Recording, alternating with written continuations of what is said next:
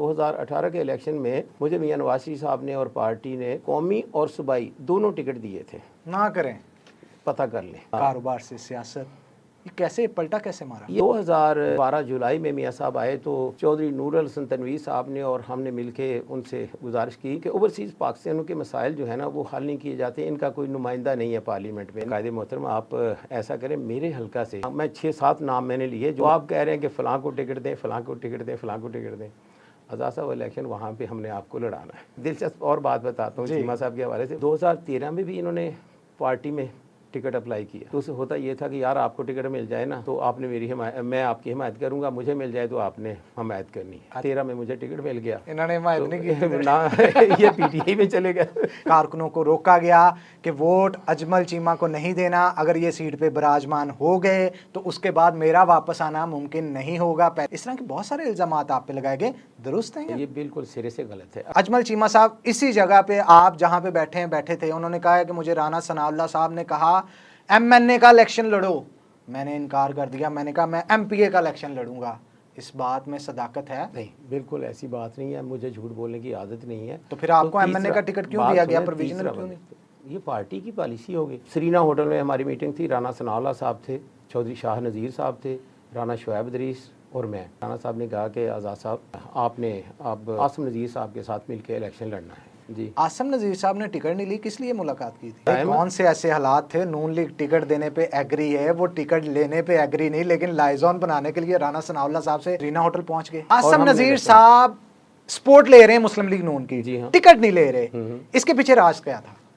उनका ये राज को तो आसिम साहब बता सकते हैं कि उन्होंने टिकट क्यों नहीं दिया। किन्नू किन्नू दसा मैं राज दियां ये तो फिर आसिम साहब ही दस सकते हैं, मैं तो नहीं दस सकता। पता तो ਤੁਹਾਨੂੰ है, ਹੁਣ ਤੁਸੀਂ ना दसना चाहो तो मर्जी है ਤੁਹਾਡੀ। फैसलाबाद में सूबाई वजीर नहीं दिखाई देता।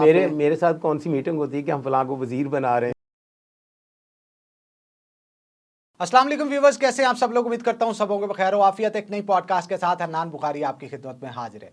नाज़रीन, जैसा कि आपको पता है 2024 के इलेक्शंस के अंदर पाकिस्तान मुस्लिम लीग नून को शहर फैसलाबाद से कोई सीट्स हासिल नहीं हुई, जिसके बाद ये समझा जाता था कि पाकिस्तान तहरीक इंसाफ ने क्लीन स्वीप कर दिया। लेकिन जैसे ही ज़िमनी इंतखाबात होते हैं, जुमरा की सीट को बड़ा इंपॉर्टेंट समझा जाता है और वहाँ से अजमल चीमा जो कि पाकिस्तान तहरीक इंसाफ के मिनिस्टर रह चुके हैं, लेकिन मिनिस्टर बनने से पहले भी 2018 के इलेक्शंस के अंदर उन्होंने आज़ाद हैसियत में ही इलेक्शन लड़ा था और हमारी लास्ट पॉडकास्ट भी उन्हीं के साथ थी। लेकिन इस दफ़ा पाकिस्तान मुस्लिम लीग नून के आज़ाद अली तबस्सम ने वहाँ पे मार्का मारा और तकरीबन 46,000 के करीब वोट्स जो है वो हासिल किए। ये मार्का किस तरह से मारा? आज़ाद हैसियत में भी खड़े हो के 35,000 के करीब जो है वो जो अजमल चीमा साहब हैं उन्होंने वोट्स हासिल किए। मुकाबला कैसा रहा, क्या वहाँ की सूरत हाल थी और सियासी गहमा गहमी क्या चल रही है? और ये इस वक्त जुमरा के वहद MP हैं पाकिस्तान मुस्लिम लीग नून के, जो कि जाके इस वक्त असम्बली हॉल में बैठ रहे हैं। ज़्यादातर पाकिस्तान तहरीक इंसाफ की जो है वो सीटें नज़र आती थी, लेकिन अब पाकिस्तान मुस्लिम लीग नून की भी नुमाइंदगी जो है वो नज़र आ रही है। अलबत्ता यहाँ पे आपने देखा कि राना सनाउल्लाह साहब भी वज़ीर बने, फिर सेनेटर बने तलाल चौधरी साहब, फिर कुछ सीट जो है वो पाकिस्तान मुस्लिम लीग नून ने ज़िमनी इलेक्शंस में भी हासिल की। तो आज इसी गहमा गहमी और गुफ्तगू को आगे बढ़ाएंगे और सियासी गर्मा गर्मी जो उस हल्के में जुमरा के इलाका में जारी और सारी है उसके हवाले से गुफ्तगू करेंगे। आज़ाद अली तबस्सम साहब जो कि पाकिस्तान मुस्लिम लीग नून के MPA हैं हमारे साथ मौजूद हैं, उनसे गुफ्तगू का आगाज़ करते हैं। मैं इस हवाले से बुखारी साहब ये कहना चाहूँगा कि मुझ पे अल्लाह ताला का ख़ास करम है।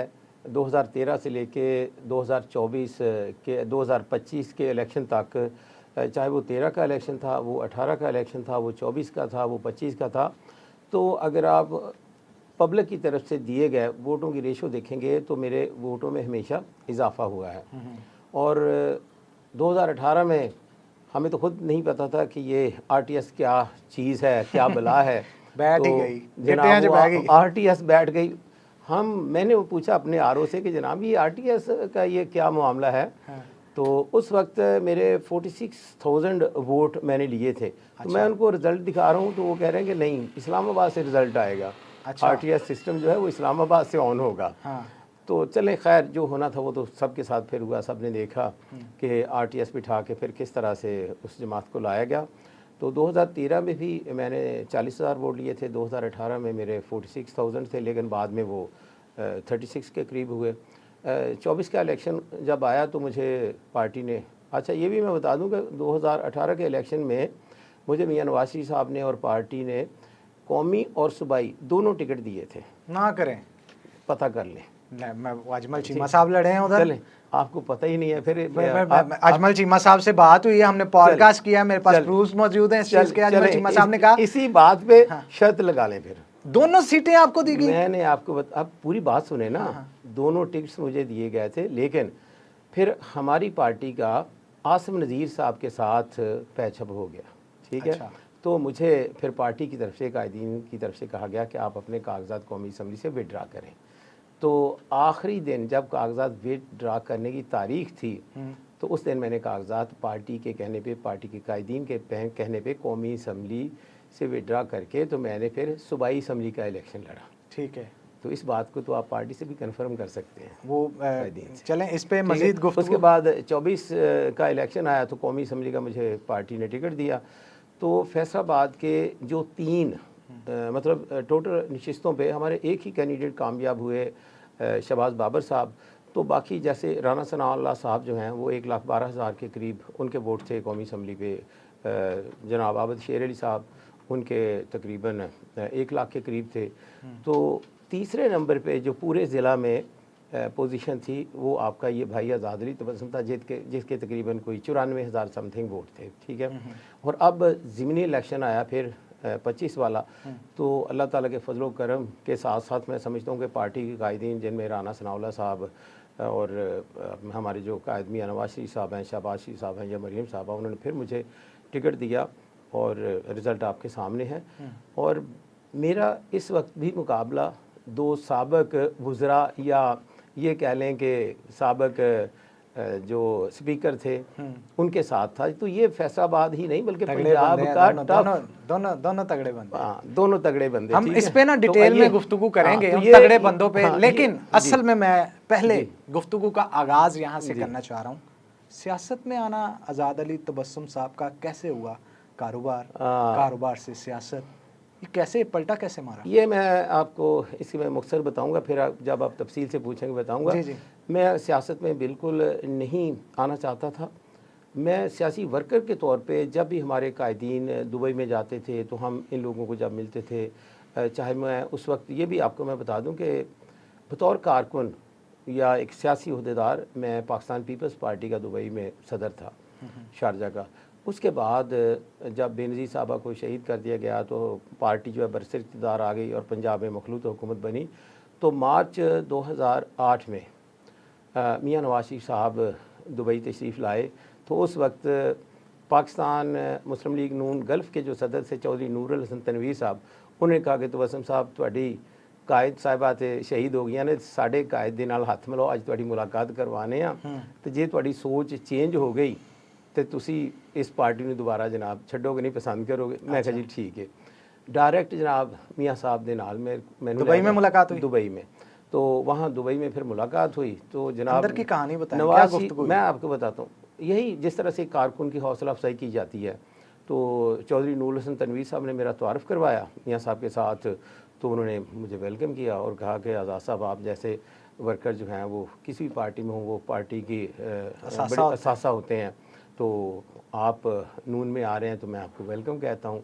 तो इस तरह से ये आगाज़ हो गया। और जब 2012 कब मिला? मैं आपको बता 2012 में हुआ ये कि हमारी पार्टी, चूँकि मियाँ साहब जब भी सऊदी अरब से लंदन जाते थे और लंदन के बाद वापस दुबई, तो दोनों लंदन जाते हुए भी दुबई में ठहरते थे।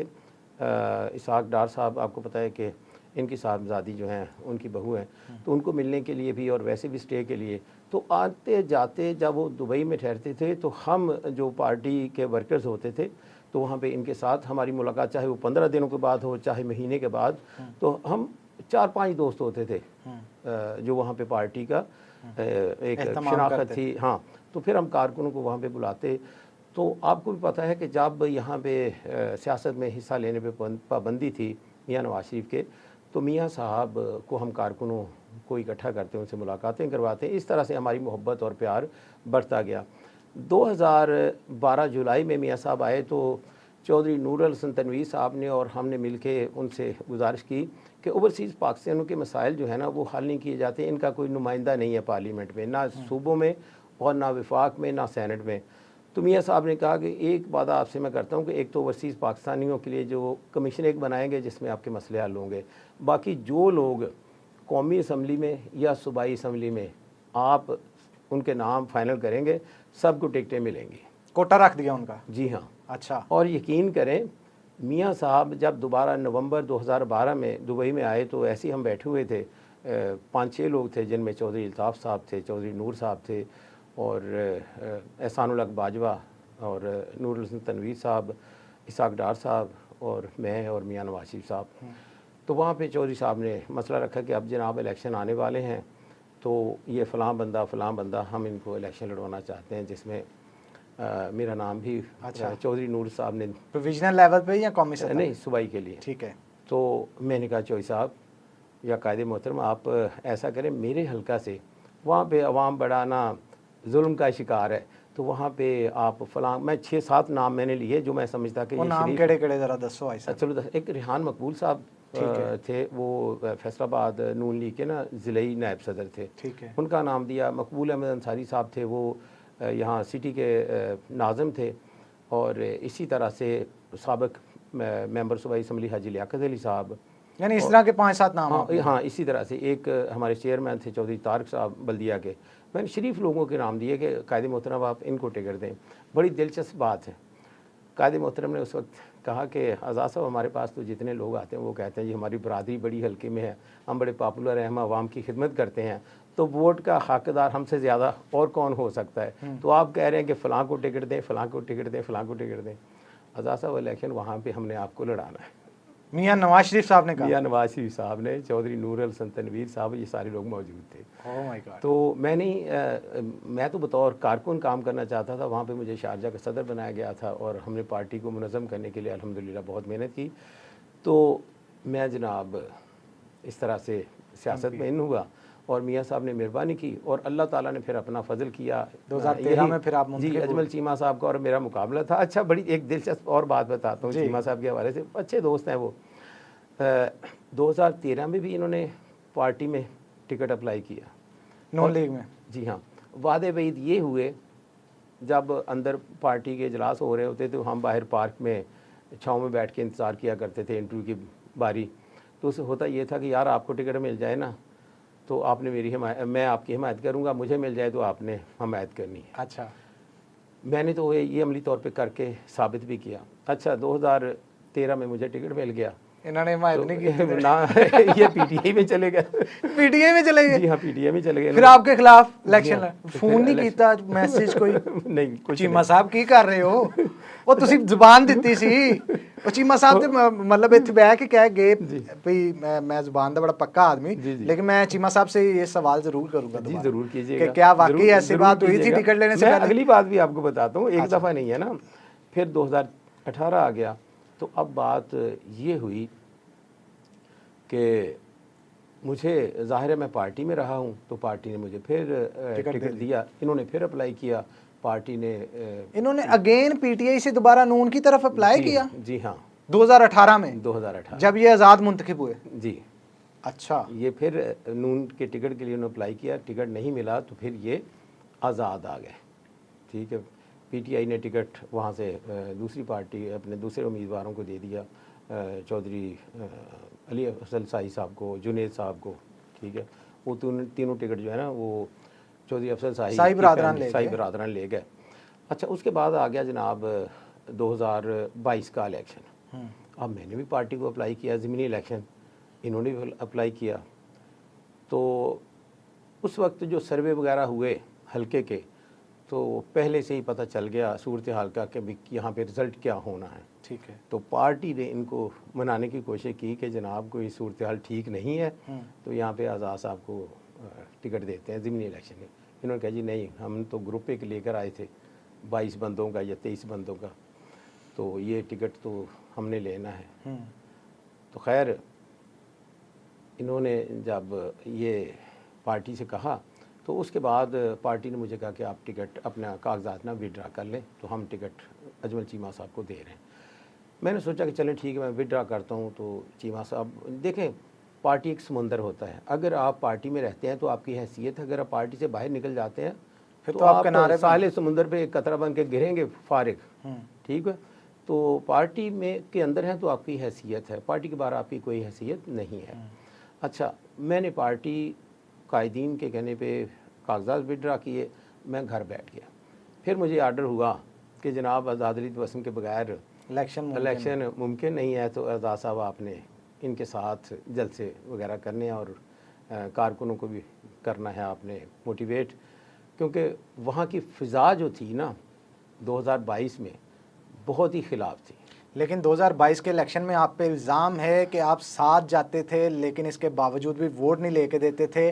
कारकुनों को रोका गया कि वोट अजमल चीमा को नहीं देना, अगर ये सीट पे विराजमान हो गए तो उसके बाद मेरा वापस आना मुमकिन नहीं होगा। पहले भी वजीर रह चुके हैं, पीटीआई के भी एमपी हैं। इस तरह के बहुत सारे इल्ज़ाम आप पे लगाए गए, दुरुस्त हैं या गलत है? ये बिल्कुल सिरे से गलत है। अगर इस तरह से हो पाता ना तो कम अज़ कम मेरे जैसा बाज़मीर बंदा जो है ना इस तरह की हरकत नहीं कर सकता। कैसे मैं रात को या शाम को या दिन में अजमल चीमा साहब के साथ जलसे में खड़े होकर खिताब करूं और कहूं कि जनाब अजमल चीमा साहब को शेर के निशान पे मोहर लगाएं, वोट दें? क्या ये पॉसिबल है कि उन्हीं वोटर्स के घरों में जाके मैं उनको कहूं कि ना जी इनको वोट ना दें, किसी और को वोट दें? ये इम्पॉसिबल है। ये धड़े की सियासत में तो हो जाता है ऐसे। लेकिन मेरे धड़े नहीं है, मेरे तो वर्कर हैं, जहाँ पे भी हैं वर्कर हैं। धड़े जो है ना, जो वो धड़े गैर सियासी लोग होते हैं। ठीक है, मेरा कोई धड़ा नहीं है, मेरी पूरी पब्लिक है और सारी जो नून लीग की हम ख्याल है वो है। ठीक है, पार्टी कारकुनान जो, अच्छा अगली बात, जो धड़े या ग्रुप आप कह लें या जिस तरह से देहात में इसकी तकसीम होती है, जो लोग 2013 में मेरे साथ इलेक्शन में जिन्होंने साथ दिया था, 18 में भी वही मेरे साथ थे, 24 में भी वही मेरे साथ थे, 25 में भी। एक भी बंदा जो है मेरा 2022 का इलेक्शन जब हारे अजमल चीमा, उसके बाद आप उनके घर गए?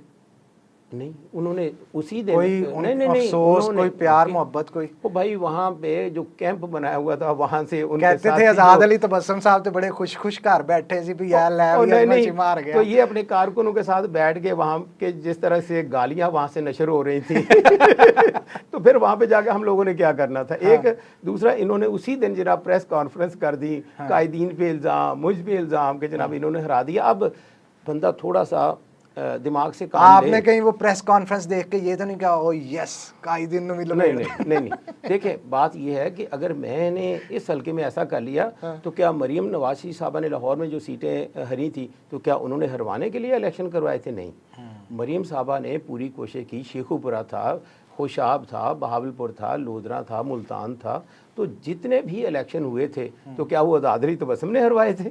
नहीं, एक वेव्स चली थी वो, इस वजह से कि ये लोग जो है पार्टियां हमेशा छोड़ के कभी उस पार्टी में कभी उस पार्टी में, तो ना पार्टी में कदर रहती है, ना कारकुनों में रहती है, ना धड़ों में रहती है। लेकिन इसके बावजूद भी आज़ाद हैसियत में इतने ज़्यादा वोट ले जाना ये भी आसान काम नहीं है। चलें थोड़ा सा आगे बढ़ते हैं। 2022 से आज़ाद हैसियत में कैसे? आज़ाद हैसियत में ही आपके मुकाबले में इस दफ़ा आज़ाद हैसियत में ही लड़े थे। मैं उसको भी आज़ाद हैसियत नहीं कहूँगा, इस पे बात करता हूं मैं आगे। अब देखें, हाँ, 2022 से बात चली है ना, पहले हमने 12, 13, 18 पे बात की, फिर 22 पे। अब जरा 24 की तरफ चलते हैं, 24 के बाद 25 पे आएंगे। 2024 के हवाले से गुफ्तगू कर लेते हैं। आपने एमएनए की सीट के ऊपर इलेक्शन कॉन्टेस्ट किया। अजमल चीमा मुस्लिम लीग नून के ही टिकट से आपके नीचे एमपीए के टिकट पे जो है वो कॉन्टेस्ट किया, दोनों ही हार गए। क्या 2000 हार गए? तीन, वो तीसरा मैं अभी डालता है। नहीं, तीनों डाले ना, क्या हम पूरा पैनल हार गए? पैनल तो हार गए आप। हाँ। चलें, क्या ये तसलसल 2022 का था जो असरअंदाज हुआ 2024 पे? क्योंकि दिल में तो सल थी ना कि आपने बतौर एमएनए अपने वोटर सपोर्टर को अजमल चीमा का और अजमल चीमा ने बतौर एमपीए अपने वोटर सपोर्टर को एमएनए का वोट डालने के लिए उतना इंसिस्ट नहीं किया जैसे करना चाहिए था। आप एक टीम बन के नहीं चले इलेक्शन में, ये बात सुनने को मिलती है। ये बात बिल्कुल सिरे से गलत है, बिल्कुल गलत है। तो क्या वजह बनी? अजमल चीमा साहब ने भी पूरे दिल से, मैं समझता हूँ पूरे दिल से उन्होंने कोशिश की, मैंने भी उनके लिए पूरे दिल से कोशिश की, इसी तरह से राना शुएब अदरी साहब ने भी। अब अगर वोटों का फ़र्क देखें तो अगर उस वक्त के सूबाई रिज़ल्ट देखते हैं तो जो राना शुएब अदरी साहब हैं उनके तकरीबन 42,000 के करीब वोट हैं, मेरे 41,700 समथिंग है, 200-250 का फ़र्क है। तो ये कोई इतना बड़ा फ़र्क नहीं है, हमारे वोट बराबर उस हल्के में भी रहे। जो ये हल्का था यहाँ पे अजमल चीमा साहब को तकरीबन 47,000 वोट और मुझे 54,000 समथिंग, मतलब यानी आपका रेशो ज्यादा था। जी हाँ, 7,000 के करीब ज़्यादा या 6,500 इस तरह यानी से। वो 7,000 बंदे ने तुसी क्या नहीं सी पी अजमल चीमे ਨੂੰ पाना। अच्छा, अगली बात बताऊं, मैं उस हल्के में गया ही नहीं हूँ जहाँ से अजमल चीमा साहब इलेक्शन लड़ रहे थे। वहाँ पे मेरे बेटे जो थे चारों, उन्होंने वो थे। मैं, मेरे लिए चूंकि राना शुएब अदरीस वाला हल्का जो था वो नया था, और आज तक भी मैं ये आपको बात बता दूं, मैं राना शुएब अदरीस का शुक्रगुजार हूँ कि जिस तरह से बच्चे को उंगली पकड़ के चलाते हैं ना, तो उस हल्के में मैंने चूंकि वर्क ही नहीं किया था, ना मुझे पता था कि मुझे कौमी असम्बली का इलेक्शन लड़ना है, तो ये तो राणा अचानक साहब ने कॉन्टेस्ट कराया। नहीं, पार्टी जो फैसला कर दे, आपने कौमी का लड़ना है तो हम कौमी का लड़ेंगे, पार्टी कहेगी सूबे का लड़ना है सूबे का लड़ेंगे, पार्टी कहेगी नहीं लड़ना नहीं लड़ेंगे।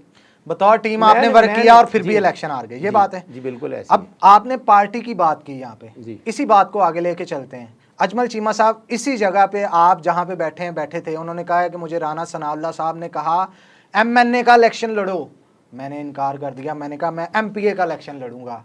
इस बात में सदाकत है कि आप वो नहीं माने, एमपीए की टिकट पे बजिद थे, टिकट ले गए और एमएनए का टिकट फिर बाद में आपको दिया गया, क्योंकि अजमल चीमा साहब ने इस चीज़ पे एग्रीमेंट शो नहीं किया था कि मैं एमएनए का इलेक्शन लड़ूंगा। नहीं, बिल्कुल ऐसी बात नहीं है, मुझे झूठ बोलने की आदत नहीं है। तो फिर आपको एमएनए का टिकट क्यों दिया गया, प्रोविजनल क्यों नहीं? ये पार्टी की पॉलिसी होगी। पार्टी को वो बंदा चाहिए था जो शुरू दिन से पार्टी के साथ मुखलस रहा है। तो जो बंदा हर मौसम में पार्टियां बदले, टिकट के लिए अप्लाई करे, और हलफ भी वहाँ पे हल्फन लिखा हुआ है कि अगर मुझे टिकट ना मिला तो जिसको टिकट मिलेगा मैं उसका साथ दूंगा। तो जाइए पाकिस्तान मुस्लिम लीग हाउस लाहौर में एप्लीकेशंस देखिए जो इन्होंने दी हैं। 13 में दी तो तब मुकाबले में आ गए, 18 में तब मुकाबले में आ गए, 24 में तब तो चलो हमारा पैनल था, अब 25 का आया। मैं जिस तरह से 22 में विड्रा किया था इस इनके हक में, तो इनको भी चाहिए था, क्योंकि नहीं, हम ये तो इनके फिर घर में पार्टी चल की के आदत गए। को चाहिए था विड्रा करवाते। पार्टी- टिकट क्यों दे दिया गया फिर भी, अगर आप इतना इस नहीं, चीज किसको टिकट दे दिया गया? अजमल चीमा साहब को। नहीं, आपके नीचे एमपीए का इलेक्शन नहीं कॉन्टेस्ट नहीं, 2024 में उन्होंने किया, इस्तेहकाम पाकिस्तान की तरफ से इलेक्शन लड़ा है। कोलैबोरेशन थी हाँ बिल्कुल। मुस्लिम लीग नून के जी साथ। हाँ, बिल्कुल। तो उनकी जगह पे मुस्लिम लीग नून का मुकाबले में कोई कैंडिडेट तो नहीं ना आया नहीं, एमपीए, तो फिर सपोर्ट तो मुस्लिम लीग नून की उन्हीं की हुई ना। बिल्कुल। तो यही तो मैं कह रहा हूँ। नहीं, हमने मिलकर, मैंने आपको बताया है कि जो राना शुएब अदरीस साहब थे या मैं था, हम भी अजमल चीमा साहब के लिए वोट मांगते थे। अजमल चीमा साहब ने भी वहाँ पे कोताही नहीं की 2024 के इलेक्शन में, उन्होंने भी मेरे लिए वोट मांगे। और मैं ये कह रहा हूँ कि जहाँ से अजमल चीमा साहब इलेक्शन लड़ रहे थे, वहाँ पे अजमल चीमा साहब और मेरे बेटे लोगों से वोट मांग रहे थे, वो कैंपेन चला रहे थे। हमने मिलकर एक दूसरे के लिए मुखलिस होकर वो इलेक्शन लड़ा था। ये बात आ गई है अब 2025 की। तो 2025 में उनको कहा गया था कि आप एमएनए का इलेक्शन कॉन्टेस्ट, नहीं, तब भी नहीं उनको टिकट दिया जा रहा था एमएनए का। यार था ही नहीं जब, यानी उनका ये जो कहना था वो गलत। नहीं, आप जो बात कर रहे हैं वो सीरियस उसका वजूद नहीं है। कैसे 2025 में तो कौमी असम्बली का इलेक्शन हुआ ही नहीं है, तो किस टिकट की पार्टी ने बात करनी? यही तो मैं बात कर रहा हूँ। 2024 में अगर इलेक्शन लड़ा था तो ये एमपीए पे आए, एमएनए पे नहीं आए। इनका कहना था कि मुझे राणा साहब ने कहा है कि आप एमएनए पे लड़े, और मैंने इस चीज़ को इनकार कर दिया। कब की बात है ये 2024 की बात कर। नहीं, बड़ा वोट फिर भी ले गए, आज़ाद हैसियत में भी खड़ा होकर 35,000 के करीब। जी। क्या चीज़ है अजमल चीमा साहब के पास के आज़ाद खड़े हो के भी इतने वोट ले जाते हैं? इसकी मैं आपको वजह बता देता हूँ कि जब इलेक्शन शेड्यूल का ऐलान हुआ तो हम ने जब अपनी कैंपेन का आगाज़ किया तो हम जिस गांव में जाते थे, लोगों से मीटिंग करते थे, तो वो कहते थे कि आज़ाद साहब यहाँ पे अजमल चीमा साहब आए थे, तो वो कह रहे हैं कि मैं नून लीग का कैंडिडेट हूँ, टिकट उनके पास है या आपके पास है। यहाँ पे अताउल्लाह बाजवा साहब आए हैं, वो कह रहे हैं कि टिकट मेरे पास है। यहाँ पे सलीम अंसारी नाम का एक बंदा है, वो कह रहे हैं टिकट मेरे पास है। वसीम हसन चट्ठा साहब वो पार्टी के अहदेदार हैं, वो कह रहे हैं कि टिकट हमारे पास है। तो आज़ाद साहब हमें ये बताइए कि टिकट किसके पास है? तो मैंने जिस जगह पे भी गुफ्तगू की अपने धड़ों से, ग्रुपों से, या जो भी उस वक्त के हालात होते हैं, तो मैंने क्या कहा कि भाई पार्टी जिस बंदे को टिकट दे देगी वो इलेक्शन लड़ेगा, अगर मुझे पार्टी टिकट नहीं देगी तो मैं इलेक्शन नहीं लड़ूंगा। यही सवाल जब उनसे पूछा जाता था तो वो कहते जी मैंने तो हर सूरत इलेक्शन लड़ना है, टिकट लब्बे ना लब्बे। अब वो लोग जब इस तरह की बात सुनते थे कि यार ये बड़े धड़ल्ले से कह रहे हैं कि भाई लड़ना। टिकट भी मेरे पास होनी तो मैं इलेक्शन फेर भी लड़ना मिले ना मिले। ਇਹਦਾ ਮਤਲਬ ਹੈ ਕਿ ਤਬਸਮ ਸਾਹਿਬ ਕਹਿ ਦਿੰਦੇ ਨੇ ਕਿ ਯਾਰ ਟਿਕਟ ਮਿਲ ਗਿਆ ਤੇ ਇਲੈਕਸ਼ਨ ਲੜ ਲਾਂਗੇ ਨਹੀਂ ਤੇ ਨਹੀਂ। ਇਹਦਾ ਮਤਲਬ ਤਬਸਮ ਕੋਲ ਸ਼ਾਇਦ ਟਿਕਟ नहीं है तो ਜਿਹੜਾ ਢਿੱਲੀ ਗੱਲ ਕਰਦੇ ਨੇ। जो देहात की सियासत होती है ना वहाँ पे फिर लोग उस धड़े के साथ उस ग्रुप के साथ चढ़ जाते हैं जो पहले दिन से ही। निशान अलाट होने के कितने देर बाद इलेक्शन हुआ? ये हमें मिला था टिकट 26 अक्टूबर को। और इलेक्शन कब था? इलेक्शन 23 को। एक महीने का गैप। एक महीने के गैप में लोगों को नहीं पता चला कि आज़ाद अली तबस्सुम तो कंपेन तो ये 2 दफ़ा स्टार्ट हुई थी ना। इलेक्शन पहले कंपेन स्टार्ट हुई, फिर रुक गई, फिर दोबारा। तो ये कंपेन का सिलसिला तो चलता रहा। मैंने आपको एक बात की है, जब गाँव के ग्रुप धड़े किसी के साथ चढ़ जाते हैं ना तो बेशक आपको वो लाते नहीं। ठीक है, तो इसी तरह से 2018 में भी ऐसे ही हुआ था। नहीं, 2018 में अगर आप जायज़ा लें वहाँ पे के बात हुई, सरीना होटल में हमारी मीटिंग थी। राना सनाउल्लाह साहब थे, चौधरी शाह नज़ीर साहब थे, राना शुएब इदरीस और मैं। तो ये 4 थे बस। ये 4 तो मीटिंग हुई। उसमें मीटिंग में क्या मुझसे पूछा गया, राना साहब ने कहा कि आज़ाद साहब आपने अब आसिम नज़ीर साहब के साथ मिल के इलेक्शन लड़ना है। ठीक है, तो चौधरी शाह नज़ीर साहब को भी कहा कि भाई आपने चूँकि आज़ाद साहब ने विड्रा किया है कौमी असम्बली से आपके लिए, तो आपने इनकी हिमायत करनी है। उन्होंने कहा बिल्कुल करेंगे। तो राना साहब ने कहा कि आज़ाद साहब आपको कोई तहफ़्फ़ुज़ात हैं, कोई बात करनी है। तो मैंने कहा जी मैंने 2 बातें, एक तो ये कि अजमल चीमा साहब आज़ाद इलेक्शन लड़ रहे हैं तो ये ना उनके लिए वोट मांगे ना मेरे लिए वोट मांगे। अच्छा, आसिम साहब अपने लिए वोट मांगे, चीमा साहब अपने लिए वोट मांगे, मैं आसिम नज़ीर साहब के लिए भी वोट मांगूंगा, अपने लिए भी वोट मांगूंगा, क्योंकि पार्टी का ये फैसला है तो मैं तो पार्टी को ओबे करना है। और जो मेन मैं चाहता हूँ कि मेरा इंतखाबी निशान शेर है ना, तो अजमल चीमा साहब का अपना निशान होना चाहिए, आसिम नज़ीर साहब का अपना निशान होना चाहिए। आसिम साहब आज़ाद हैसियत में? आज़ाद हैसियत में। ठीक है, तो तब हुआ क्या कि 4 बजने में 5 मिनट बाकी थे तो चीमा साहब का बंदा जो है वो उस RO के ऑफिस में था जहाँ से निशान अलाट होना था। ठीक है, तो जनाब खाली जगह छोड़ी जाती है कि मुझे फ़लाँ निशान दिया जाए। तो ऐन मौके पे जब आसिम नज़ीर साहब ने 4 पाई का लफ्ज़ लिखा तो वहाँ पे जो बंदा उसने मोबाइल पे वहाँ पे ऑनलाइन था उसने कह दिया चीमा साहब 4 पाई। ठीक है। तो फिर जब एक ही निशान अपना हो पैनल बन के, लोग समझते हैं देहात में कि आपके कहने का मकसद है आसिम नज़ीर का सारा वोट चीमा साहब को पड़ा? जी हाँ, ये 4 पाई के निशान की वजह से। उसकी दूसरी मिसाल मैं आपको देता हूँ ना, मैं ऐसे बात नहीं करूँगा, मैं दलील के साथ बात करता हूँ। राना अशफाक चाचू साहब, वो जहाँ से अफजल साई साहब और राना शुएब इदरीस साहब शेर के निशान पे इलेक्शन लड़ रहे थे, ऊपर तो चौधरी आसिम नज़ीर साहब थे ना, तो उनका निशान 4 पाई था और नीचे शेर था राना शुएब के पास, जिस तरह से इस हल्के में मेरे पास अपना शेर का निशान था। तो वहाँ पे राना अशफाक चाचू साहब को 4 पाई का निशान मिल गया। अच्छा, हालांकि वो इलेक्शन विड्रा कर चुके थे, राना साहब ने उनको विड्रा करवाया। कितना वोट निकला उनका? 10,000। 10,000 वोट विड्रा होने के बावजूद। अब वहाँ पे विड्रा जिस बंदे ने पार्टी के हक में किया हो तो 4 पाई की वजह से उसे 10,000 मिल सकता है। तो यहाँ पे तो मैं भी कंपेन कर रहा था 4 पाई की कि जनाब बड़ा वोट जो है वो आपने 4 पाई को डालना है, चौधरी आसिम नज़ीर को, और छोटा वोट आज़ाद अली तबस्सुम को। अब अंदाज़ा करें जेड़ी 4 पाई डाई ओदे ते बहना पै गया फिर है। ठीक है, तो मसला ये है कि मैं दलील के साथ बात करता हूँ। आपने एक बड़ी गहरी बात की कि राना सनाउल्लाह साहब के साथ आपकी सरीना होटल में मुलाकात हुई। जी, मुलाकात नहीं, मीटिंग थी हमारी पार्टी की। हाँ जी। आपने तो टिकट ले ली जी। आसिम नज़ीर साहब ने टिकट नहीं ली, किस लिए मुलाकात की थी? नहीं, उसमें हमारा आपस में ना जो कंप्रोमाइज़ पार्टी ने किया था ना, क्या कंप्रोमाइज़ हुआ था? यही कि वो यहाँ पे नून लीग जो है अपना कैंडिडेट कौमी असम्बली पे खड़ा नहीं करेगी तो आसिम नज़ीर साहब को सपोर्ट करेगी। तो ऐसा होता रहता है, बहुत सी सीटों पे होता है। नहीं, आसिम नज़ीर साहब नून लीग की तरफ से क्यों नहीं लड़े? लाइजॉन करने तो पहुंच गए तो टिकट भी ले लेते। क्या टिकट देने पे एग्री नहीं थी नून लीग? नहीं, नून लीग तो टिकट देने पे एग्री थी, लेकिन कुछ हालात ऐसे होते हैं समटाइम। कौन से ऐसे हालात थे? नून लीग टिकट देने पे एग्री है, वो टिकट लेने पे एग्री नहीं, लेकिन लाइजॉन बनाने के लिए राना सनाउल्लाह साहब से सरीना होटल पहुंच गए। ये चक्कर क्या? नहीं, मीटिंग्स तो हमारी वैसे भी सरीना में भी होती हैं, चनाब में भी होती हैं, राना साहब की मीटिंग का लुब्बे-लुबाब क्या था? लुब्बे-लुबाब यही था कि आपने मिलके इलेक्शन लड़ना है। आसिम नज़ीर साहब सपोर्ट ले रहे हैं मुस्लिम लीग नून की, जी हाँ, टिकट नहीं ले रहे, इसके पीछे राज क्या था? उनको ये राज को तो आसम साहब बता सकते हैं कि उन्होंने टिकट क्यों नहीं लिया। ਕਿੰਨੂੰ ਕਿੰਨੂੰ ਦੱਸਾਂ ਮੈਂ ਇਹ ਰਾਜ਼ ਦੀਆਂ ये तो फिर आसम साहब ही दस सकते हैं, मैं तो नहीं दस ਪਤਾ सकता। ਤੇ ਤੁਹਾਨੂੰ ਹੈ, ਹੁਣ ਤੁਸੀਂ ਨਾ ਦੱਸਣਾ ਚਾਹੋ ਤੇ ਮਰਜ਼ੀ ਹੈ ਤੁਹਾਡੀ, ਲੇਕਿਨ ਕੋਈ ਗੱਲ ਗਹਿਰੀ है जरूर। नहीं, मेरे इल्म से नहीं है ऐसी कोई गल मेरे। आजाद भाई उस मीटिंग में थे आप, जी, ऐसे ना बिल्कुल। करें, तो उनमें यही गुफ्तगू बात बड़ी है, गहरी हुई होगी देखें, राणा साहब की और आसम हमें नजीर साहब बात की। सुने, हमें हमारे कायद ने जनाब मना तो राणा नहीं किया। सनाउल्लाह साहब ने ये कहा कि आपने आसम साहब को सपोर्ट करना है, तो हमारा फ़र्ज़ बनता था कि जो कायद ने हुक्म दिया है उस पर लब्बैक कहें।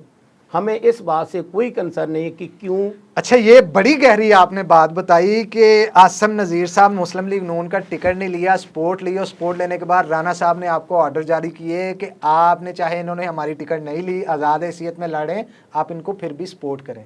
तो राणा शुएब साहब और मैं, हम दोनों सपोर्ट कर रहे थे। ये वैसे बड़ी स्ट्रेंज बात है कि एक बंदा आपकी पार्टी की टिकट नहीं ले रहा, एग्री नहीं है, विलिंग नहीं है, आप कुछ हालात होते हैं ऐसा मुख्तलिफ फिर हल्कों पीटीआई में चले गए थे ना बात वो। जी हाँ, ये भी बड़ी स्ट्रेंज चीज़ तो है। चीमा साहब भी पीटीआई में चले गए थे। चीमा साहब को तो आपने सपोर्ट नहीं किया, आपने तो सपोर्ट किया था नहीं, आसम नहीं, नज़ीर साहब को। बात सुने, हल्के के अवाम ने जब वो भी ये कह रहे थे कि जी मुस्लिम लीग का भी मैं ये है कैंडिडेट, अच्छा ये भी कहते थे वो। बहुत चीज़ें होती थी, तो बहुत टिकट तो सारी वैसे चीज़ें आपके होती पास थी। था, लेकिन इसके बावजूद भी वो ये कह के वोट बैंक अपना बढ़ा लिया उन्होंने, तो बड़ी बात है। अच्छा, जब आसम नज़ीर साहब बाद में पीटीआई में गए, दुख नहीं हुआ, बात नहीं की उनसे? नहीं, चौर साहब नहीं, जताया ये तो देखें, ये उनका अपना फैसला होता है। जो कैंडिडेट इलेक्शन जीतता है आज़ाद हैसियत में, तो वो किस पार्टी में जाना चाहता है। बाज़ दफ़ा हल्के के मुफादात होते हैं कि जी हम अगर जीती हुई या बनी हुई जो हुकूमत है उसमें जाएंगे तो हल्के के अवाम के काम करवा लेंगे। वो आज़ाद तो हैसियत में भी लड़के, आपको इल्म है ना इस चीज़ का, कितने वोटों की लीड से जीते थे? तकरीबन 60,000। 60,000। मेरा ख्याल फैसलाबाद में कोई भी इतनी लीड से नहीं हाँ, जीता। नहीं, टिकट लेके भी उनकी असर और रसूख है। उनकी बिल्कुल असर और रसूख है। अब उनका यही एक- मैं सवाल उनकी आगे नेक कैरी नाम- आउट करना चाह रहा था, ये उनकी इतना नेक असर और रसूख है, लेकिन 2024 का इलेक्शन ही नहीं उन्होंने लड़ा। ये उनकी इसके पीछे क्या वजह थी? मेरी बात सुनिए, उनकी अपनी मर्जी थी और वो मर्जी किसी क्या को- थी वो आपको पता तो है नहीं, ना? आप उनका इंटरव्यू करें, वो बता सकते हैं। अब मैं खाम का उनके बारे में अपनी अच्छा। तरफ से कोई ख्यालात का इज़हार सपोर्ट मुनासिब उन्होंने नहीं। किया आपको जी हाँ, बिल्कुल किया, मुकम्मल तौर पे? मुकम्मल तौर पे। बल्कि उन्होंने बहुत बड़ा फंक्शन किया था जिसमें चौधरी शाह नज़ीर साहब भी थे, आसम नज़ीर साहब भी थे। मैं समझता हूँ कि मेरे इलेक्शन जो है ना एकदम से जो है उभरा उनके आने से, जलसा करने से। ठीक है, उन्होंने बहुत बड़ी गैदरिंग की थी, पूरे हलके को लोगों को बुलाया था। मैं ये समझता हूँ कि उसका बड़ा हलके में इम्पेक्ट हुआ। और ख़ास तौर पे आपको पता है कि ना सिर्फ राई बरादरी बल्कि जितने वहाँ के शरीफ लोग हैं जो शराफत को पसंद करते हैं वो आसम नज़ीर साहब को पसंद करते हैं। बड़े सुलझे बल्कि हुए तो- आप। हाँ, क्योंकि वो थाने पढ़े कचहरी- लिखे कारोबारी हाँ, लोग हैं, थाने वो- कचहरी की सियासत नहीं, नहीं नहीं, करते। वो बड़े फाड़ो सुलझे की हुए सियासत लोग। नहीं, सुलझे हुए लोग हैं और वो इसी तरह की सियासत करते हैं, समझदारी के साथ करते हैं और लोग उनका एहतराम करते हैं। वो ये तो फिर फ़र्क तो पड़ता है ना, जब कोई पढ़ा लिखा समझदार बादशाह शख्स सियासत के मैदान में उतरे, उसका फ़र्क तो हल्के पे बिल्कुल पड़ता है। ऐसे। फैसलाबाद में सूबाई वजीर नहीं दिखाई देता कोई, वजह क्या है? क्यों नहीं मुस्लिम लीग नून इस हवाले से एतमाद?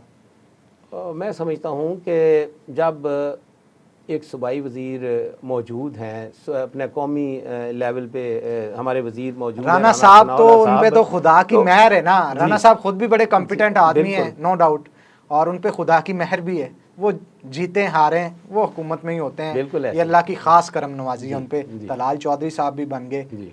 कौमी में जाई जाते हैं। सूबाई में पीटीआई वालों ने तो काफ़ी बनाए, नून लीग इंटरेस्ट अब क्यों नहीं देखें, ले रही? ये पार्टी जब चाहेगी वो बना लेगी और जिसको चाहेगी। अब तो एमपी भी जिसको- कम कम है, चीदा चीदा है, कोई एक आधे को दे दें यार वजारत, क्या वजह है? देखें ये फैसले सिफारिशात हो रही हैं कोई वैसे वहाँ पे? नहीं, मेरे फैसलाबाद पे नहीं, मेरे इल्म में आप नहीं एमपी है। हैं, जाते हैं तो वहाँ मेरे पे। मेरे साथ कौन सी मीटिंग होती है कि हम फलां को वजीर बना रहे हैं? नहीं, मीटिंग तो नहीं होती, बाज़गश तो सुनने को मिलती है ना। अभी आप राणा साहब के डेरे पे भी काफ़ी अभी- जाते हैं। हाँ, बिल्कुल जाता हूँ, लेकिन अभी तक ऐसी कोई बाज़गश्त नहीं है कि किसको वज़ीर बनाया जा रहा है, किसको मुशीर बनाया जा रहा है। ऐसी कोई बाज़गश्त फ़िलहाल जब से इलेक्शन हुए हैं कोई ऐसी बाज़गश्त सुनाई नहीं दी। क्या हमारे यहाँ फैसलाबाद में कोई कॉम्पिटेंट आदमी नहीं है जिसे वजीर बनाया जा सकता है? देखें, ये पार्टी का फैसला होता है। कायदीन सोचते हैं कि हाँ फैसलाबाद में किसी और वज़ीर की सूबे लेवल पे, सूबाई लेवल पे ज़रूरत है या नहीं, या जो दो हमारे मरकज़ी वज़ीर हैं राणा सनाउल्लाह साहब की शक्ल में और तलाल चौधरी की शक्ल में, तो उनको चूँकि फैसलाबाद को काफ़ी मैं समझता हूँ हिस्सा मिल गया है, तो मैं भी अभी पार्टी शहरियार नहीं बड़े समझती। कॉम्पिटेंट आदमी हैं, आप हैं। अभी और बात सुने ना, अभी कौन सा कोई जुम्मा 8 दिन हुए हैं। इलेक्शन को, ठीक है ना, तो उसके बाद पार्टी जिसको चाहे वो बना सकती है, लेकिन अभी फ़िलहाल ऐसी कोई बाज़ गश्त सुनाई नहीं दे रही। आज़ाद अली तबस्सुम साहब, डीसीसी की मीटिंग होती है, फैसलाबाद के डिप्टी कमिश्नर उसे चेयर करते हैं डीसी ऑफिस के अंदर। शेख एजाज साहब की तलख कलामी होती है, वो सीट से उठ जाते हैं। उनका गिला था जब वो उनका मैंने इंटरव्यू किया कि बहुत सारे जो टिकट होल्डर्स थे या मेरे दोस्त अहबाब थे, जब मैं उठा उन्होंने वो साथ नहीं उठे।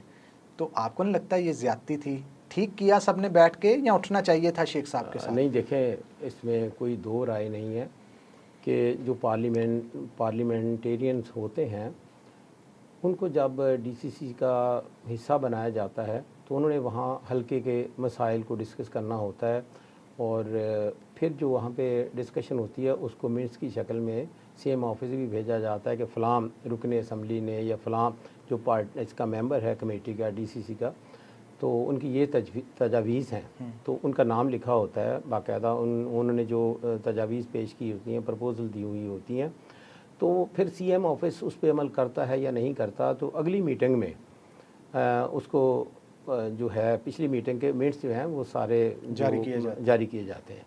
लेकिन न जाने किन हालात में जो है नवंबर में होने वाली मीटिंग्स के जो मिनट्स थे वो 4 महीने के बाद हमारा इजलास हुआ था, तो उसमें भी नहीं पेश हुए।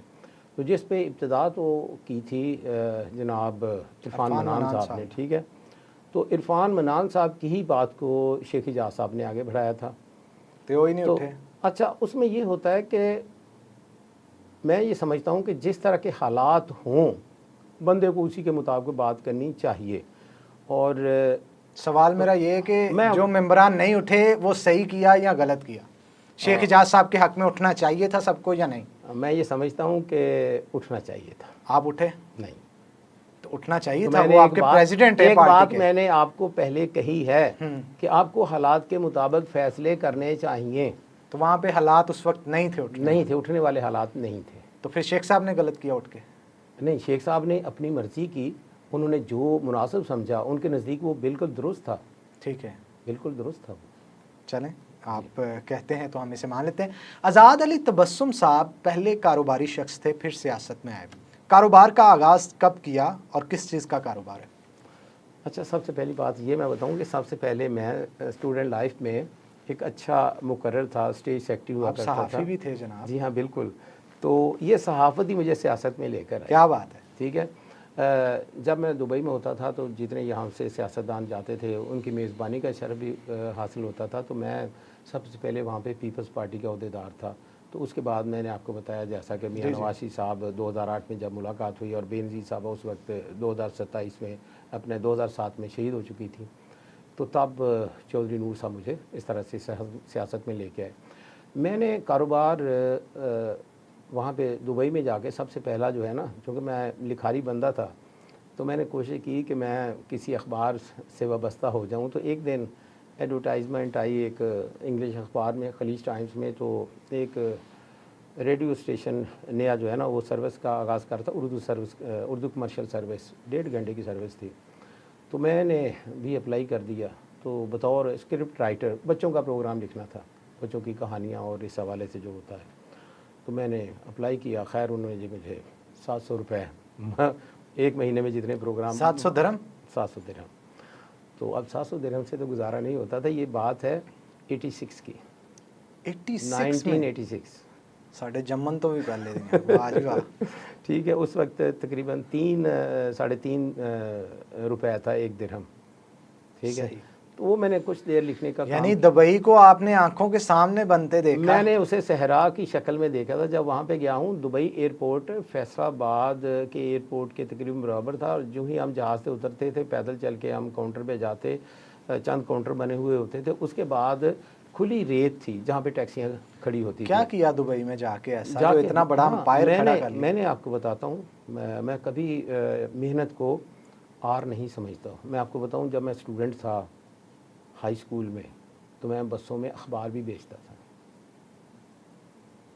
मुझे कोई शर्म नहीं है इस बात पे। नहीं, ये मेहनत है, आपको फख्र करना चाहिए। आप कहाँ से कहाँ आज खड़े हैं। मैंने अपने गांव चक नंबर 188 नले वाला, वहाँ से लेकर चिनोट की बाउंड्री के 2 गांव हैं, वहाँ तक निकुकारा एक गांव है, वहाँ तक मैंने अखबार घर घर भी पहुँचाए हैं, दुकानों भी पहुँचाए हैं।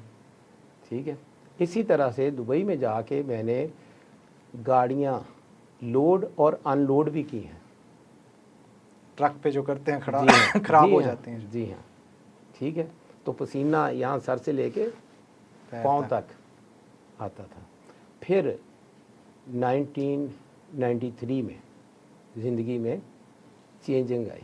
क्या चेंजिंग आई कि अखबार में गल्फ़ न्यूज़ में ऐड आया कि जिस तरह से दुबई में अपना कराची में ना शिपिंग जहाँ पे बहरी जहाज़ मुरम्मत होते हैं, तो इसी तरह से जदाफ दुबई का एरिया है जहाँ पे बहरी जहाज़ जो है आके मुरम्मत होते हैं। तो उन्होंने ऐड दिया था, वहाँ पे उन्होंने कोटेशन मांगी कि हम इसका सालाना ठेका देना चाहते हैं स्क्रैप का। अब मैंने जनाब उसमें पार्टिसिपेट किया तो नाम मेरा निकल आया। अब वहाँ पे 50,000 दिरहम की ज़रूरत थी। अंदाज़ा आपके करें, पास कुछ भी नहीं था। मेरे पास उस वक्त सेविंग के जो भी थे वो सिर्फ 25,000 रुपये थे। अच्छा। ठीक है। मैंने अपने 2-4 अजीज़ जो हैं करीबी रिश्तेदार, उनसे उधार लेकर, फिर भी वो जो पैसे पूरे नहीं हुए, अच्छा। तो मैंने कहा जी कि मैं चेक रखवा देता हूँ। तो वहाँ पे कायद हुसैन नामी कराची का बंदा था जो उस का इंचार्ज था, जो कुटीश ने रिसीव करने के बाद फाइनलाइज करता था। ठीक है। उस बंदे ने जनाब मेहरबानी की और इस तरह से वो जो शिप यार्ड का ठेका सालाना आपको मिला। सालाना मिला, उसमें मुझे फिर 5 लाख दिरहम एक साल में बचे। बल्ले बल्ले। अगला जंप ये लिया कि बल्दिया दुबई का वो ठेका जो कंटिन्यू हमारा रहा 2022 तक। 1993 से 2022 तक वो स्क्रैप का ठेका जो है, हाँ, उसमें परसेंटेज के हिसाब से इजाफा होता रहता जो गवर्नमेंट को हम पे करते थे। फिर 2002 में बल्दिया दुबई ने अपनी उनकी ये जो वेस्ट इसका कंक्रीट का होता है ना, WC बिल्डिंग जो डिमोलिश होती हैं, तो वो सारा जिस एरिया में जाता था तो उसमें गार्डर, सरिया, केबल, वायर, एयर कंडीशन, पंखे, ये हर चीज़ उसमें इंक्लूडेड था। हाँ, इंक्लूड वो दफन कर देते थे। तो फिर उन्होंने जब देखा कि ये रिसाइकलेबल मटेरियल तो निकलना चाहिए, किसी ने उनको ये तजवीज़ दी होगी, वो अखबार में इश्तिहार आया, तो वो जनाब हमने फुलफिल ले लिया कॉन्ट्रैक्ट। इस तरह से वो जो सबसे पहला कॉन्ट्रैक्ट 4,70,000 समथिंग का था, तो उसमें एक फिगर हमने 786 डाली, तो वो अरबी मुझसे पूछने ये 786 क्या है। मैंने कहा जी मैंने पूरी जमा तो फ्री की है, तो उसमें ये हिस्सा भी बनता है, कैलकुलेशन मैंने की है, तो कोई और बात तो नहीं है। मैंने कहा नहीं, तो वो एक्सेप्ट हो गई। उसके बाद फिर अल्हम्दुलिल्लाह अल्लाह ताला ने इतना रिज़्क दिया, फिर दुबई म्यूनसिपैलिटी का कॉन्ट्रैक्ट, फिर एतिसलात का कॉन्ट्रैक्ट, फिर RTA का, फिर रोड ट्रांसपोर्ट अथॉरिटी। मैंने प्रेस मशीनें लगाई। प्रेस मशीनें जो होती हैं लाइट वेट मटेरियल होता है, उसके बंडल बनते हैं, फिर वो बंडल लाहौर और सोहार मस्कत का एक अपना ओमान का एक शहर है, बड़ा इंडस्ट्रियल सिटी। राइट नाउ अभी क्या बिजनेस है स्क्रैप का अभी भी वही दुबई में चल रहा है? जी हाँ, आपका टोटल बिजनेस ही दुबई में है, पाकिस्तान में कोई बिजनेस? पाकिस्तान में मेरा इसका है प्रॉपर्टी का, प्रॉपर्टी का है। जी। तो जो आपका बिजनेस वहाँ पे टैक्सेशन वगैरह सारा कुछ वहीं से होता है। जी। तो 93 से लेके 2026 आ गया है, एक लंबा दौरानिया है, 30 साल से ज़ायद का वक्त कारोबार में, और पहले ही वक्त में आपको पहले ही ठेके के अंदर 5 लाख दिरहम आप बता रहे हैं बचे। राइट नाउ आज आज़ाद अली तबस्सुम साहब की नेटवर्थ क्या है? मैं समझता हूँ इससे ना जो समझदार लोग होते हैं वो अपनी ये नेटवर्थ नहीं बताते, इस वजह से नहीं। टैक्स मैं पे कर रहा हूँ। और आपको ये भी बता दूँ कि मुझे 2018 के इलेक्शन के बाद मुझे एक मेरी अहम शख्सियत ने कहा कि इन्होंने जो पार्टी अब बरसर इक़्तिदार आई है, इन्होंने इंतकामी कार्रवाइयाँ करनी है, तो आपको बैंकों में अब पैसा नहीं रखना चाहिए। लेकिन मैंने नज़रअंदाज किया। वो फिर मेरा पैसा जो है ना 2018 से लेकर 24 तक सारा 23 तक वो रहा जनाब फिर FBR के अंदर। कितना ठीक है। पैसा था वो? नहीं छोड़ें, जो भी था करोड़ों में बहरहाल, था? हाँ करोड़ों या अरबों में? नहीं करोड़ों। करोड़ों में। तो फिर वो हालांकि मुझसे आपको पूछा लगता है गया- कि हर चीज क्लियर थी, लेकिन इसके बावजूद इंतकामी कार्रवाई जी। की वजह से उसे जी हाँ, अब मैं आपको बताता हूँ, मुझसे शिकायत पूछा- किसने की? नहीं शिकायत नहीं किसी ने की, ये बस- अपने तौर पे करते रहते हैं। अच्छा। बहुत सारे केस हैं, जब आप इनको खंगालें तो आपको ऐसे ऐसे बेचारे मजलूम लोग मिलेंगे, आपको तरस आएगा, लेकिन आप कर कुछ नहीं सकेंगे। अच्छा मैं आपको बताऊं कि मुझसे पूछा गया जी ये ज़मीनें कहाँ से खरीदी, मैंने ट्रांजैक्शंस की पूरी डिटेल रख दी आगे कि ये मेरा कंपनी का लाइसेंस है, ये कंपनी का अकाउंट है, ये कंपनी के अकाउंट से मेरे अकाउंट में पैसा आया, और ये बैंक मनी ट्रेल दे दी आपने जी पूरी? हाँ, और ये शेड्यूल बैंक किसके हैं, ये शेड्यूल बैंक स्टेट बैंक के अंदर काम कर रहे हैं, मतलब यूनाइटेड बैंक हो गया या हबीब बैंक हो गया, ये कोई फॉरनर तो नहीं है, तो उनके अकाउंट में पैसा गया, वहाँ से फिर उन्हीं बैंकों के थ्रू यहाँ पे आया, स्टेट बैंक के जो कायदे और ज़वाबत है उसके मुताबिक आया, या तो मैंने कोई मनी लॉन्ड्रिंग की हो तो फिर तो ऐसी कार्रवाइयाँ होनी चाहिए। बल्कि और आप मैं तो उसके बाहर हक से में- पैसा पाकिस्तान ठीक ला है, रहे थे। यहाँ पे जितनी ज़मीनें खरीदी हैं ज़ाहिर बाहर से पैसा आया, तो मैंने तो अपने मुल्क में पैसा ला के ज़र मुबादला कमाया, और इसी तरह से हुकूमत पाकिस्तान जो है ना, दुबई में या किसी मुल्क में जो हमारे जो ओवरसीज़ पाकिस्तानी हैं, अगर वो हैंडसम अमाउंट अपने मुल्क भेजते हैं तो उनको बाकायदा फैसिलिटेट किया जाता है, और एक कार्ड दिया जाता है overseas Pakistani, gold card, silver card, जितने वो पैसे भेजते हैं उन पे उनको फैसिलिटेट किया जाता है। इस तरह से मुझे भी गोल्डन कार्ड दिया गया कि ये बंदा वहाँ से ज़र मुबादला कमा के इस मुल्क में भेजता है। तो हम तो मुल्क की खिदमत कर रहे होते हैं, लेकिन यहाँ पे बाज़ दफ़ा सियासी इंतकामी कार्रवाइयाँ होती हैं, लेकिन पैसे बच गए थे हाँ शुक्र अल्हम्दुलिल्लाह। नून लीग की गवर्नमेंट बनने के बाद या पहले ही? नहीं पहले पहले ही पहले मनी ट्रेल वगैरह दे दी तो वो फिर क्लियर हो हाँ, गया। लेकिन फिर भी 4-5 साल खज्जल खार होना, 5 साल करोड़ों रुपए बाउंड रहे 5 साल, बंदे का हलक तो सूखता है फिर एक बार। बिल्कुल। तो दोबारा हम बैंकों में पैसा भी नहीं रख सकते, नोटिस आए रोज आपकी जायदाद नीलाम कर दी जाएगी, ये कर दिया जाएगा, वो कर अच्छा, दिया बाल बंदा का तो इश्तिहार वैसे भी ही आ जाता है। हाँ बिल्कुल। बंदा पागल हो जाता है यार। हाँ, जी, ये तो बड़ी बिल्कुल मुश्किल से मैंने कमाया था, जी। लेकिन चले कवानीन जो है उनको अगर आपने फॉलो किया तो फिर आपको परेशान वो होने की ज़ाया ज़रूरत नहीं नहीं। हुआ जी, काम बिल्कुल, आपका, ऐसे। आपको आपके पैसे जो लेकिन है। उनकी वैल्यू कम हो गई, हाँ, ये आप कह सकते हैं 4-5 साल जो मिसाल के तौर पे आपका 1 करोड़ रुपया जो है वो 2018 में उसकी वैल्यू क्या थी डॉलर के हिसाब 24 से, में और होगी। 24 में क्या होगी, आप खुद अंदाजा कर लें। ये तो बात आपने बिल्कुल ठीक की, डॉलर का रेट बड़ा बड़ा था। थैंक यू वेरी मच आज़ाद भाई, जब भी आपसे मुलाकात होती है बड़ा मज़ा आता है। बहुत शुक्रिया। आपसे गुफ्तगू जो है ना, जो धीमे लहजे में आप गुफ्तगू करते हैं, बड़ा मज़ा आता है इस बहुत चीज़ मेहरबानी। का। इनके डेरे पे भी जी अक्सर हमारा जाना आना रहता है, आइए। बड़ा खुला लंगर पानी उत्ते चलता रहता है, बल्कि- बड़ा खुली फिजा दे विच बैठ के ना गपशप लाने दा मज़ा मैं आता आप दोस्तों को दावत दूंगा कि आप जनाब जब ये मैंगो सीजन स्टार्ट हो जाए अब इंशाल्लाह ताला इसी हफ्ते में ਅਸੀਂ मैंने- ਤੁਹਾਡੇ ਬਾਗ 'ਚ ਬਹਿ ਖਾਣੇ जी बिल्कुल, हाँ जी। बल्कि तुसी लाइव उठो आप ही तोड़ो ते आप ही खाओ। क्या बात है जी, क्या बात है जी। हम मैंने- वो बल्कि मैंगो पार्टी आपको ऑन स्क्रीन भी दिखाएंगे। जी बिल्कुल, मैंने ना नेक्स्ट वीक चले जाना है हज के लिए माशाल्लाह सऊदी अरेबिया, और मेरा 40 दिन का वहाँ पे है क़याम, तो इंशाल्लाह ताला 22 जून के बाद मैं वापस आऊँगा जी। तो उसके बाद उस वक्त तक आम भी पक चुके होंगे। जी जी जरूर तो जी most जरूर, welcome क्यों नहीं। थैंक यू वेरी मच आज़ाद भाई for coming the podcast, Thank बड़ा ज़बरदस्त लगा आपसे बहुत गुफ्तगू करके। इसी के साथ नाज़रीन इजाज़त चाहूँगा, फिर होगी आपसे मुलाकात, तब तक के लिए अल्लाह हाफिज़।